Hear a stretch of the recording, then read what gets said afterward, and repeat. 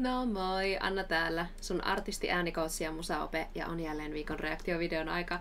Kiitos tosi paljon kaikista ehdotuksista, mitä on tullut. Niitä on tullut runsaasti, enkä todellakaan ole vielä joutunut pettymään. Meillä on ollut ylämäkiä ja alamäkiä, ja on mielen räjähtäviä hetkiä. Ja viime aikoina on erityisesti noussut pinnalle teidän kommenteissa tällainen nuori herra nimeltä Dimash.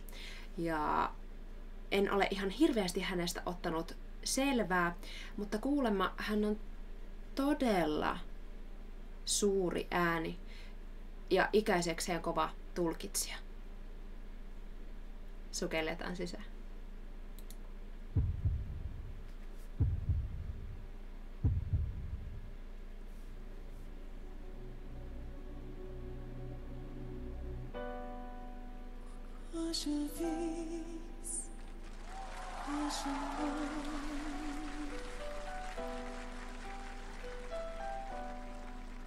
Pourquoi je ris, pourquoi je pleure. Voici le SOS d'un terrien en détresse. J'ai mûri, pierre sur terre.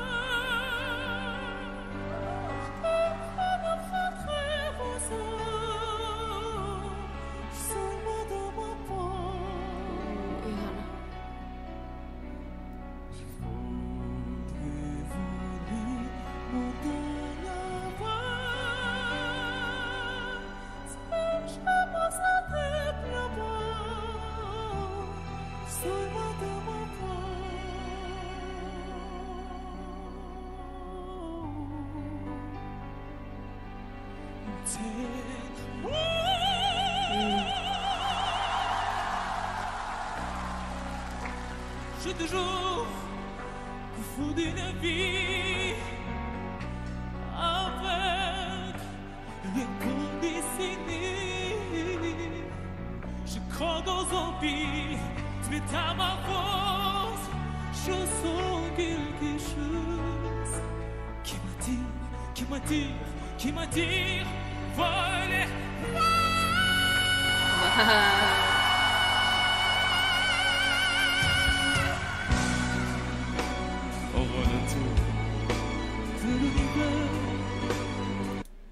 No niin, ennen kuin alkaa itkettää yhtään enempää, niin puretaan pikkusen alkua.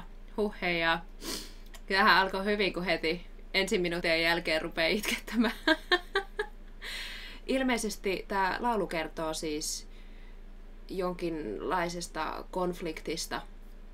Pitäisi sukeltaa noihin lyrikoihin enemmän, varmaan alkutyössä tai pohjatyössä, mutta tästä kyllä välittyy tunnen läpi aivan uskomattoman paljon siellä alusta asti, aivan mieletöntä tulkintaa. Konsonantit kuuluu vahvasti, mutta kuitenkin vokaalit vaan valahtavat kauniisti ulos. Tämän tasoinen herkkyys on myös todella vaikea tuottaa noin pitkälti yhtäjaksoisesti livenä. Dimashilla on tosi rento ja miellyttävä herkkä vibraatto. Ja itse asiassa tuossa alussa tämmöisen asian huomasin. Hän taisi tasoittaa kuulokuvaansa. Katsotaan se vähän myöhemmin sitten lopussa, kun pääsen sukeltamaan vähän tarkemmin tähän analytiikkaan. Mennään eteenpäin.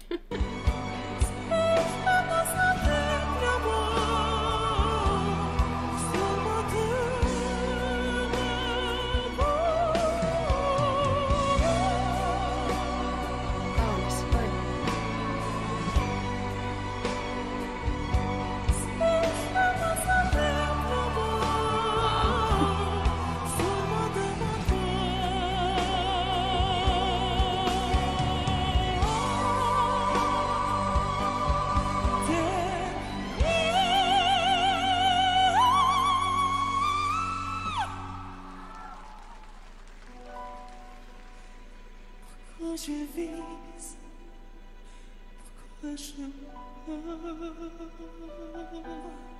Oh my lord. Pourquoi je ris? Pourquoi je pleure? J'y crois comme près des autres. Quelle était notre monde? J'ai Joo, vu anna mennä. et souffrance. Si je me sens déviant, Kyllä. je me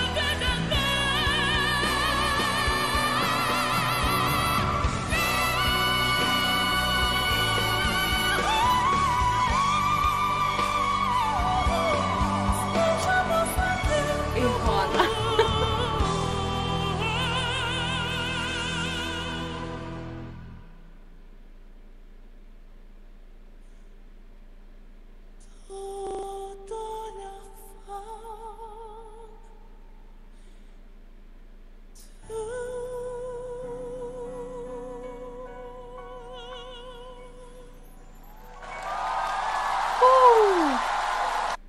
Nyt ei tullut oikein läpsyteltyä pausen nappia, kun oli vaan niin uskomattoman mukaansa tempaava ja intensiivinen esitys. Mun mielestä täällä ei ollut yhtään turhaa sanaa tai nuottia, vaan kaikki, tai semmoista puolittain tuotettua.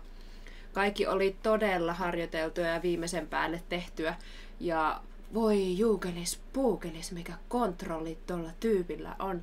Dimas vaan käskyttää ääntää juuri niin kuin haluaa. Vire on just eikä melkein. Tunnevalinnat on aika mielenkiintoisia. Hän paljon käyttää sellaista äänen kiksausta tai sanotaanko vaikka voihkaisua fraasien lopussa. Mennään nyt vähän taaksepäin ja katsotaan mitä kaikkea siellä tapahtui. Mutta aloitetaan tästä lopusta, koska siellä oli ihana koskettava crescendo, eli äänen voimakkuuden lisääminen, ja sitten siitä diminuendo, eli se vola sitten, volyymi, häipyi pois. Ensin siinä oli aika paljon happea, jonka jälkeen kuului selkeästi, että äänihuulten osallistuvuus kasvoi. Tulisiko se tosta?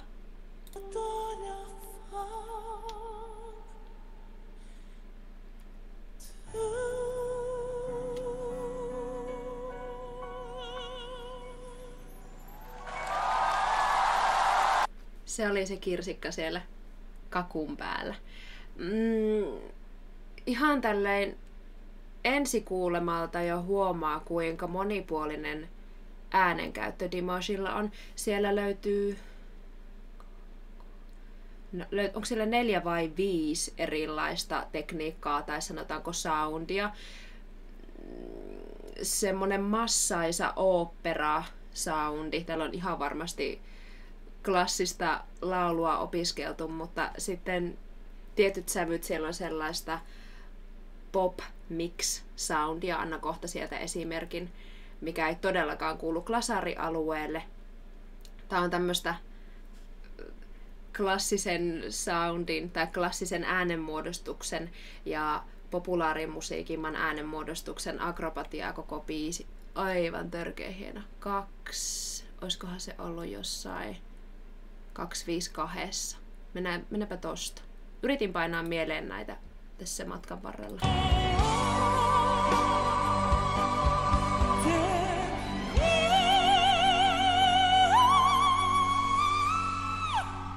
Siinä käytiin todella semmosesta massaisesta operasoundista huilunuotteihin. Kuunnellaanpas uudestaan. Selitän sit vähän huilunuottia. Kohta tulee huilut. Nuo äänet tuotetaan aika eri lailla. Huilunuotissa sulla on tosi kiinteästi äänihuulet yhdessä ja sit vaan sieltä äänihuulien kärjestä pääsee todella vähän ilmaa läpi. Tuki tietysti pitää olla läsnä, mutta tuollaisista suurista nuotista on yleensä aika vaikea siirtyä sit sinne huilunuotteihin. tuommoisesta oopperamassasta eroaa sitten tämmönen kevyempi glasaarisijoitus. Se oli täällä jossain alussa. Kokeillaanpa minuutin kohdalta. Tuosta.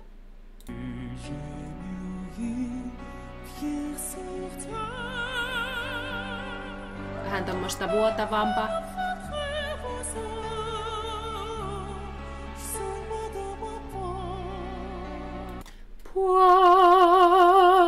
Sieltä tulee jonkun verran happea läpi. Se on itse asiassa aika feminiinisellä rekisterillä, joten siellä on sellaista falsettomaista soundia. Tuki on kuitenkin tosi vahva, että pystyy pitämään noin pitkää fraasia jälleen ottamatta happea siellä välissä. No sit mä puhuin sulle siitä pop-mixistä. Se oli täällä lopussa, kun intensiteetti kasvoi ja mentiin kohti biisin huippukohtaa. Saatiin vähän lisää stydiyttä ja poveria sinne alle. Mennäänkö tosta? Se oli just ennen 4 minuuttia. Olisiko ollut? Tosta. Tässä.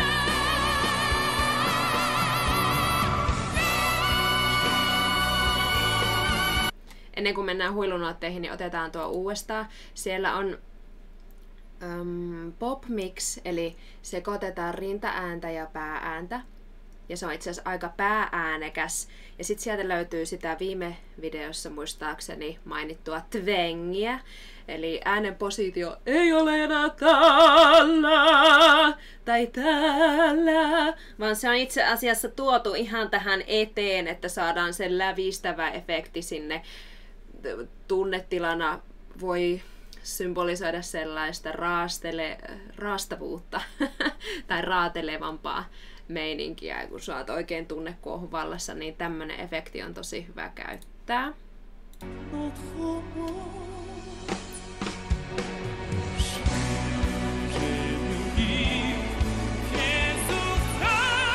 Tässä on vielä aika klasari. Sitten kohta lähtee.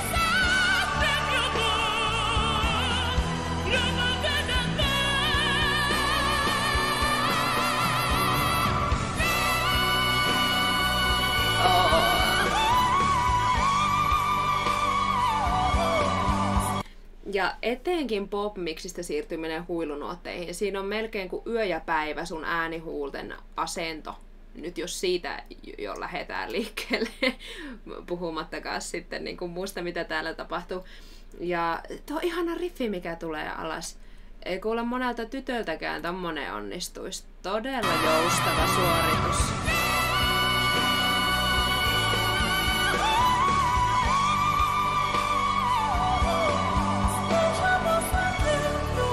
Siitä tulee takas tämmöiseen pyöreämpään, klassisempaan äänenmuodostukseen. Siinä vaan läiskitään eri tekniikoita päin yleisön naamaa. Belt. Käydään vielä belt, minkä mä löysin täältä. Eli se kun sulla on todella kova tuki, päästät itse asiassa todella minimaalisen vähän happea vuotamaan täältä läpi ja huudahdat sille kaverille tien toiselle puolelle. Oisko tossa?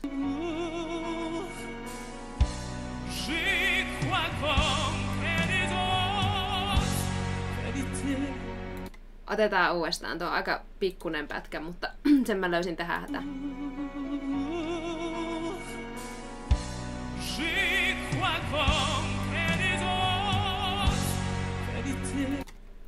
Ja huomaa, miten Dimas ottaa yleisön.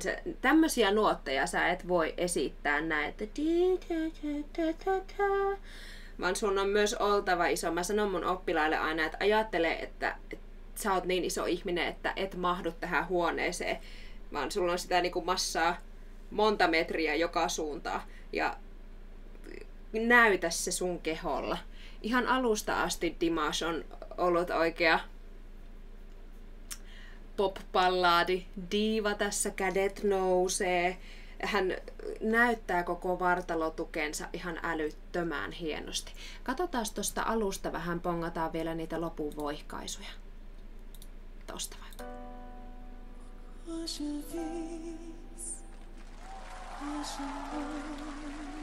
Todella hyvät konsonantit.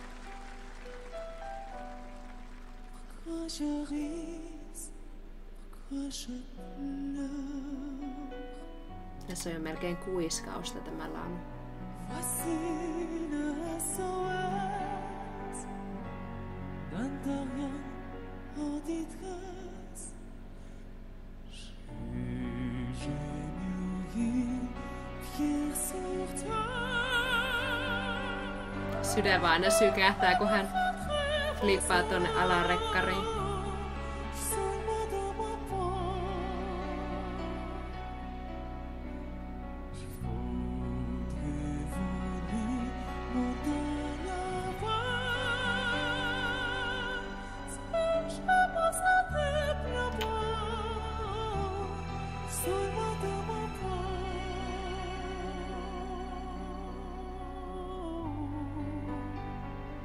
Todella hieno happikontrolli.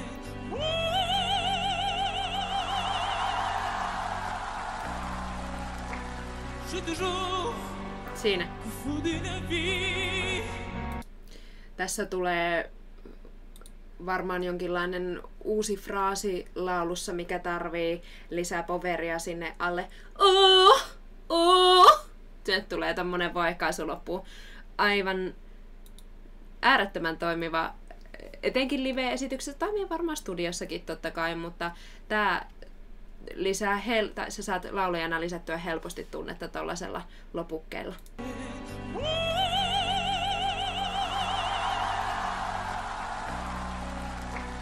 J'ai toujours fou d'une vie. Pitää kuitenkin muistaa, että tällaiset maneerit tai tällaiset likit, pienet mausteet, niitä voi helposti käyttää liikaa. Joten on hirmu upeaa huomata, että Dimash käyttää niitä vasta tässä kohtaa, että niitä ei tule heti alussa. Alku on sellainen minimalistisempi ja hallitumpi. Mutta. Voi Dimash, minkä mulle teit. Voisin kuunnella tätä biisiä koko loppupäivän, mutta valitettavasti mun pitää lähteä opettamaan tuolla live-oppilaita. Mitä mieltä sä oot Dimashista ja miten sä löysit Dimashin?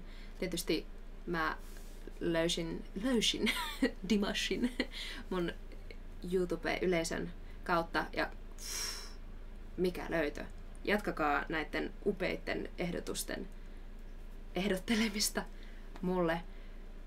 Ehkä palataan Dimashiin. Oliko hänellä jotain muitakin hienoja kappaleita siellä? Mutta hei, seuraavaan kertaan. Ja ollaan yhteyksissä tuolla alhaalla ja suunnitellaan tulevia jekkuja. Moi moi!